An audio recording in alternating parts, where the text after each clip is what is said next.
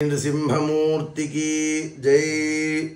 ఘటికాచల క్షేత్రం మాహాత్మ్యం, షోలింగర్ హిస్టరీ మనం వింటూ ఉన్నాం.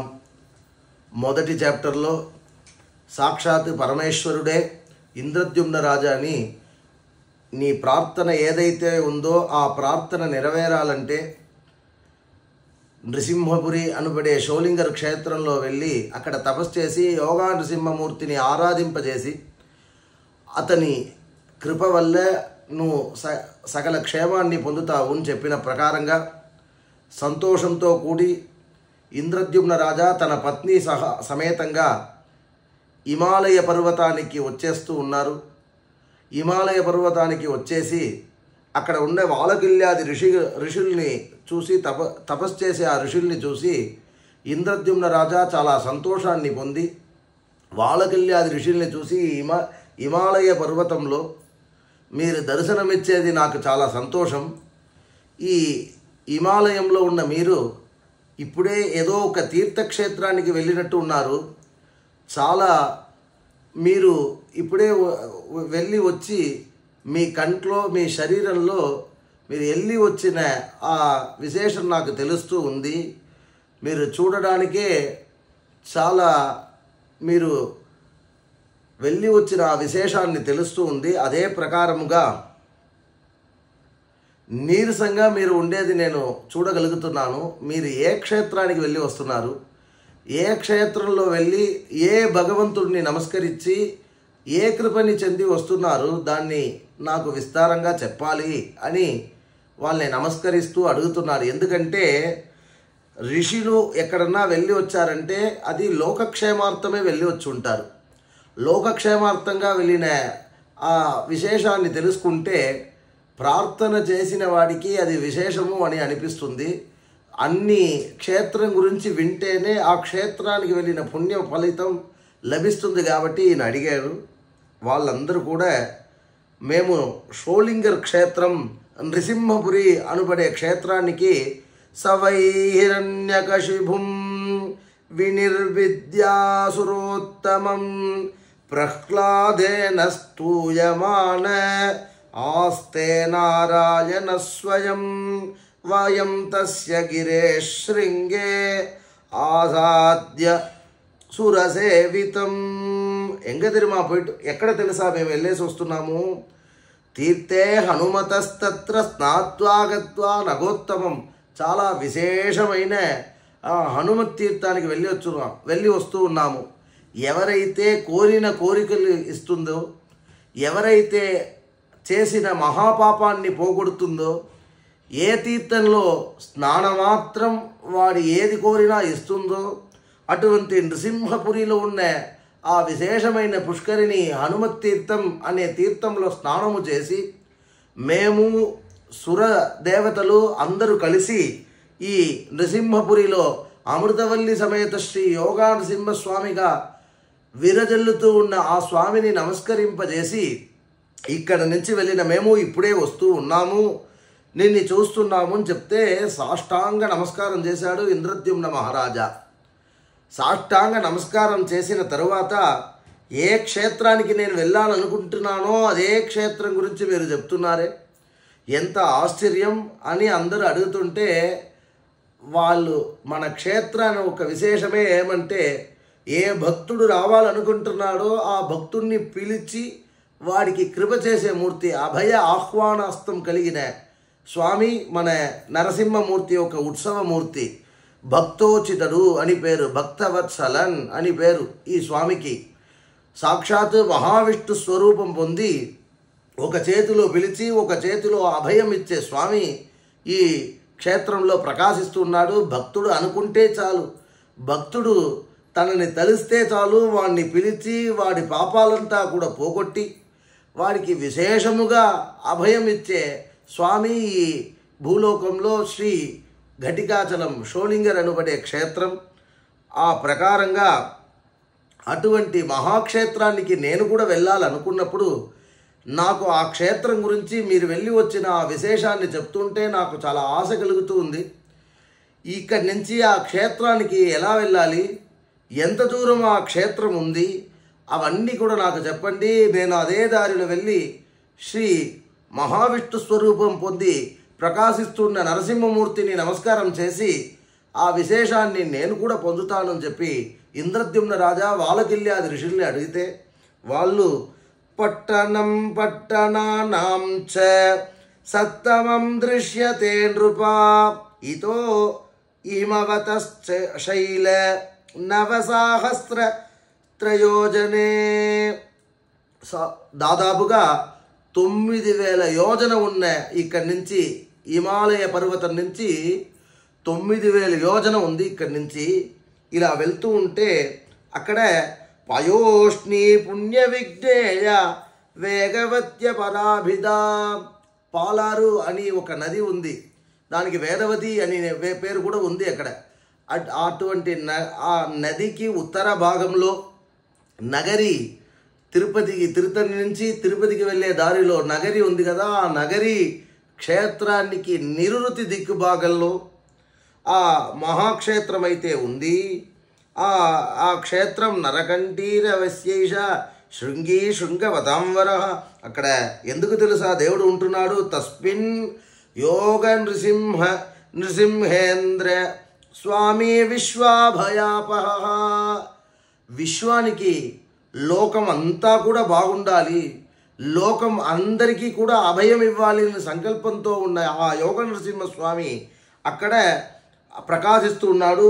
ఎవడు కళ్ళు పుణ్యం చేసిందో, ఎవడు కళ్ళు ఆ స్వామిని చూడాలి, ఆ స్వామి తలుచుకుంటాడో వాడికి మాత్రమే ఆ స్వామి యొక్క పుణ్యసేవ దొరుకుతుంది.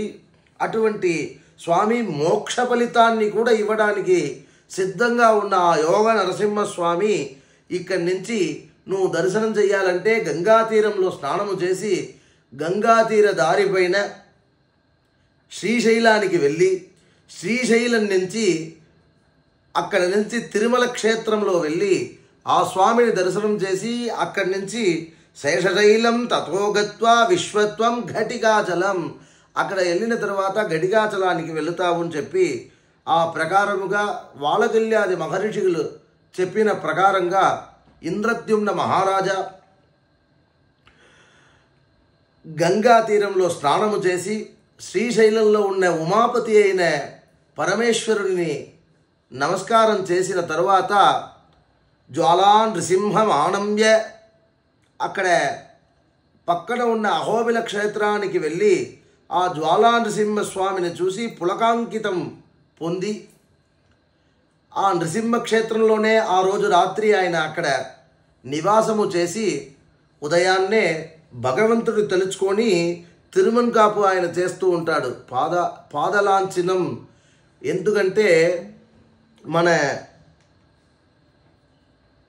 ఎప్పుడు కూడా మన ముఖంలో ఏదో ఒక గుర్తు ఉండాలి, విభూతినో కుంకుమమో ఏదో ఒకటి ఉండాలి.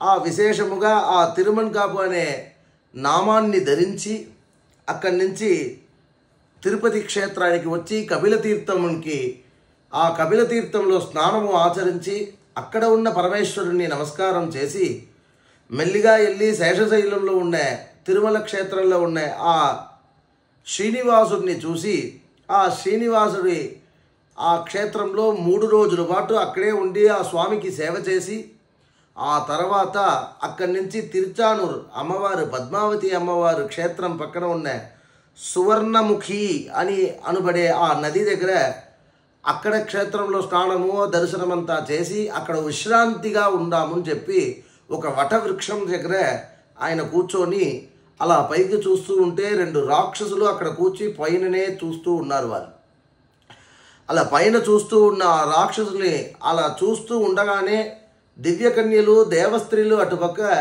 ఎక్కడో స్నానం చేసి వెళ్తూ ఉన్న వాళ్ళు స్నానం చేసిన నీటి పొట్టు ఆ గాలిలో ఆ రాక్షసుడు ఒకడు పైన తగిలితే వాడు మోక్షాన్ని పొంది విష్ణుపదం చెందుతాడు. ఇదేమి ఆశ్చర్యం చెప్పి ఈయన అనుకుంటూ ఉండగా అక్కడ ఉన్న అది చూస్తూ ఉన్న ఋషులందరూ కథమస్య నృసింహస్య వైభవ కేన వర్ణ్యతే. ఈ నృసింహస్వామి యొక్క వర్ణాన్ని ఆ విశేషాన్ని ఎలా మనం చెప్పగలుగుతాము? ఎంత వైభవమో ఆ తీర్థానికి. ఆ హనుమత్ తీర్థం పేరు చెప్తేనే మహాపుణ్యం, పాపమంతా పోగొట్టే ఆ క్షేత్రం ఆ తీర్థాన్ని ఒక బొట్టు ఎవడైతే ఒక బొట్టుని తాగుతాడో అది తెలియకుండా తగిలినా కూడా వాడు పాపాల నుంచి విమోచనం చెంది పుణ్యాన్ని పొంది సాక్షాత్తు వైకుంఠ దర్శనమే వాడికి దొరుకుతుంది అని చెప్పి మహర్షులు మాట్లాడుతూ ఉండగా దాన్ని విన్ని చాలా సంతోషముగా ఉన్న ఇంద్రద్యుమ్న రాజా ఆ దివ్యకన్యలను చూసి అడుగుతాడు, వీళ్ళు ఏ పాపం చేత రాక్షసులుగా అయ్యారు? వీళ్ళిద్దరిలో ఎక్కడి నుంచో వచ్చిన ఆ పుణ్యతీర్థం పడినగానే వాడు మోక్షాన్ని పొందాడే, దేనివల్ల అతను పొందారు? ఆ విశేషం అంతగా మీరు చెప్పాలని చెప్తే వాళ్ళు సుతపస్ అనే పుణ్యపురుషుడికి పుట్టకలోనే రాక్షసులుగా పుట్టారు. వారు అంతకుముందు జన్మలో వేట చేసే ఆ ఒక విశేషముగా ఉండేవాళ్ళు. ఆ వేట చేస్తూ ఉన్నప్పుడు అటుపక్క ఏ ఋషులు తపస్సుకు వచ్చినా వాళ్ళు ఉండటానికి చోట సృష్టి చేసి వాళ్ళకి పుష్పము పండు ఇవన్నీ ఇచ్చి వాళ్ళకి శుశ్రూష చేసేది ఒక అలవాటుగా పట్టుకున్న వాళ్ళు. అట్లా చేస్తూ ఉండగా ఆ మహర్షిని చూసి వీళ్ళు శుశ్రూషని సంతోషించిన మహర్షులు మీకు ఏం కావాలని అడిగితే మాకు ఏదో ఒక భగవంతుడిని ఆరాధన చేయటానికి అని చెప్పి ఒక మంత్రోపదేశం చెప్తే మేము కూడా మీలాగా తపస్సు చేస్తాము అని చెప్తే మృగహ అని మంత్రాన్ని చెప్తాడు. మృగహ అంటే జింక అని అర్థం. ఆ విశేషాన్ని వాళ్ళు పలుకుతూ ఉంటే కొన్ని రోజులు వాళ్ళు కూడా జింకగానే మారిపోతారు, వాళ్ళ శరీరం కూడా. అలా మారిన వాళ్ళు అటుపక్క ఏ మహర్షి అయితే వీళ్ళకి మస్కరీ అని ఏ మహర్షి అయితే ఉపదేశం చేస్తారో అదే మహర్షి మళ్ళా అటుపక్క వచ్చి వీళ్ళకి భగవంతుడిని ఆరాధన చేయడానికి చాలా అర్హత ఉంది. ఎందుకంటే పెద్ద పదవిని ఒకరికి ఇవ్వలేము. ఒక ఇంటర్వ్యూ చేస్తారు, చదివి ఎంకాము బీకాము అని చెప్పి పెద్ద పెద్ద చదువు చదివినా కానీ వాళ్ళని ఫస్ట్ ఇంతకుముందు అదే పదవిలో ఉన్న వాళ్ళతో వాళ్ళని సర్వీస్ చేయమంటారు. ఒక ఎంబీబీఎస్ చదివిన డాక్టర్ని కూడా పెద్ద డాక్టర్తో పాటు కొన్ని రోజులు ఉండాలి. ఒక అడ్వకేట్ చదివిన వాళ్ళు కూడా పెద్దవాళ్ళతో పాటు కొంచెం కలిసి ఉండాలి. ఆ మాదిరి కలిసి ఉంటే ఆ సర్వీసు ఈ చదువు రెండు కలిపి వస్తుంది. అదే పాదం శిష్య స్వమేధయ పాదం సబ్రహ్మచారిభ్య. ఒకడు 100% చదవాలంటే ఏం చేయాలి? 100% చదివినప్పుడు ఒక 25% మాత్రమే గురువుగారి నుంచి నేర్చుకోగలగడు. ఇంకొక 25% ఏం చేయాలంటే పాదం శిష్య స్వమేధయ. వాడొచ్చి తన ఒక బుద్ధితో చదివిన విశేషాన్ని వాడు వృద్ధి చేసుకోవాలి. పాదం సబ్రహ్మచారిభ్య. ఆ తర్వాత ఇంకొక 25% తనతో చదువుతూ ఉన్న వాళ్ళ దగ్గర కలిసి, అందుకే కంబైన్డ్ స్టడీని పెట్టారు చూడండి ఇంగ్లీష్ వాళ్ళు. కంబైన్డ్ చదివితే కలిసే చదవాలి అని పేరు. ఆ మాదిరి ఆ ఇంకొక చదివిన వాళ్ళతో కలిసి దాన్ని చర్చ చేసి ఇంకొక 25% వృద్ధి చెందితే 75% వాడు చదువుని పొందుతాడు. అయితే ఇంకొక 25% ఎప్పుడయ్యా పొందుతాడు అంటే పాదం కాల క్రమేణతు, కాలమే వాడికి నేర్పిస్తుంది అని చెప్తాడు. అదే మాదిరిగా వీరు భగవానుడిని ఆరాధన చేయడానికి అర్హతులా? ఎందుకంటే మహామంత్రాన్ని ఎవడు ఉపదేశం చేసి భగవంతుడు నేరుగా ప్రకాశం చేస్తే ఏ వరం అడగాలంటే ఏదో లోకా సమస్త సుఖినో భవంతు, అందరూ బాగుండాలి అని చెప్పి అడగాలి. అందరిలో నువ్వు కూడా ఒకడు ఉంటావు కదా. యహ నహ ధియః ప్రచోదయ. గాయత్రి మంత్రంలో కూడా అదే కదా, అందరూ బాగుండాలని ప్రార్థన చేస్తారు. అదే గాయత్రి మంత్రం. అదే ప్రకారముగా ఈ మస్కరీ మహర్షి వీళ్ళు జింకగా మారిన ఆ శరీరాన్ని చూసి తన కమండలం నుంచి నీటిని వాళ్ళకి చల్లి వాసుదేవ మంత్రాన్ని, ద్వాదశాక్షర మహామంత్రాన్ని మీకు ఉపదేశం చేస్తాను. ఆ ఉపదేశం చేసిన ఆ మంత్రం పెట్టి ఇక్కడి నుంచి పక్కన ఉన్న హనుమత్ తీర్థంలో, ఘటికాచల క్షేత్రం అనే హనుమత్ తీర్థంలో స్నానం చేసి అక్కడ ఉన్న అమృతవల్లి సమేత యోగ నరసింహస్వామి, యోగాంజనేయ స్వామిని మీరు దర్శనము చేసి అక్కడ తపస్సు చేయండి, మీరు అనుకున్నది అంతా పొందుతారు, మరలా మీ శరీరాన్ని కూడా మీరు పొందుతారని చెప్తే అక్కడ అదే మాదిరిగా వాళ్ళు చేస్తూ ఉండగా వాళ్ళ శరీరాన్ని పొంది నరసింహస్వామి అనుగ్రహాన్ని పొంది అదే చోటలో భైరవ తీర్థం అని ఒక చోట ఉంది. ఆ చోట దగ్గర మనం ఉండటానికి ఒక ఆశ్రమాన్ని మనం చేసుకొని అక్కడ ఉండుదాం అని చెప్పి వాళ్ళు ఆలోచన చేసి అక్కడ పెద్ద పెద్ద వంశీ చెట్టు అంటారు చూడండి, వంశీ చెట్టుని వాళ్ళందరూ ఇది చేస్తున్నారు. ప్రాణంతో ఉన్న చెట్టుని ఎవరు పడగొట్టకూడదు, దాన్ని ఖండం చేయకూడదు. అలా చేస్తే పాపం చెప్పి శాస్త్రంలో ఉంది. అలా చేసిన వాడికి జ్యోతిష్య రీతిగా కూడా గురు అనే గ్రహాన్ని వాడు ఆ గ్రహం ఒక శాపాన్ని కూడా పొందుతాడు అని చెప్పి ఉంది. ఫలవృక్ష చేతన గురు శుక్రుడు వాళ్ళకి అనుకూలంగా ఉండడు జ్యోతిష్యంలో అని చెప్పి జ్యోతిష శాస్త్రం చెప్తుంది. అదే ప్రకారముగా ప్రాణంతో ఉన్న చెట్టుని వీళ్ళు పడగొట్టగా అక్కడ ఉండే విప్రశేఖర అని చెప్పి ఉండే మహర్షి ప్రాణంతో ఒక జీవిని హింస చేస్తారా మీరు అని చెప్పి మీరు రాక్షసులు అవ్వవలసిందని ఒక శాపం ఇస్తే ఆ శాపం వల్లే వీళ్ళు పుట్టుకతోనే సుతపస్సుకి రాక్షసులుగా పుట్టారు. ఆ శాపం ఇచ్చినప్పుడు ఆ విప్రశేఖరుని సువ్రతుడు అనే ఆ రాక్షసుడు ఆయన పాదాల మీద పడి నాకు శాప విమోచన మీరు ఇవ్వాలంటే హనుమత్ తీర్థం నీటి బొట్టు నీ పైన ఎప్పుడైతే పడుతుందో అప్పుడు నీకు శాప విమోచనం దొరుకుతుంది అని చెప్పగా వాళ్ళకి శాప విమోచనం అదే మాదిరి సువ్రతుడికి అనువ్రతుడికి ఇద్దరు ఉంటే సువ్రతుడు మాత్రం అడుగుతాడు. అనువ్రతుడు అడగక ముందే ఆ విప్రశేఖర మహర్షి అక్కడి నుంచి వెళ్ళిపోతూ ఉంటారు. ఆ సువ్రతుడికి అందువల్ల ఆ తీర్థ మహిమ వల్ల వాడికి ఇప్పుడు విమోచనం కలిగి చాలా విశేషం పొందాడని చెప్తే ఇంద్రద్యుమ్న రాజాకి మహాసంతోషం. షోలింగర్ క్షేత్రంలో ఉండే ఆ తీర్థానికి ఇంత మహిమ అని చెప్పి అనుకుంటూ ఉంటున్నారు. ఈ 2వ చాప్టర్ 2వ అధ్యాయం దీనితో సమాప్తం అవుతుంది. ఈ మహా పుణ్యమైన కథని ఎవరైతే వింటాడో వాళ్ళందరికీ పరమేధతే చిరాయుహు అంటారు. వ్యాధి అంతా కూడా పోయి వాడు షష్ఠబ్ద పూర్తి సదాభిషేకం కనకాభిషేకం చేసుకొని 100 వయసు సంతోషముగా ఉండి ఆ తర్వాత వైకుంఠ పదవిని పొందుతాడు అని చెప్పి ఈ 2వ చాప్టర్ని వినేవాడు అందరికీ వస్తుందని చెప్పిన ప్రకారం భక్తులందరికీ శ్రీ యోగ నరసింహస్వామి పరిపూర్ణ అనుగ్రహం కలగాలని చెప్పి ప్రార్థిస్తూ ఉన్నాం. మంగళాని భవంతు.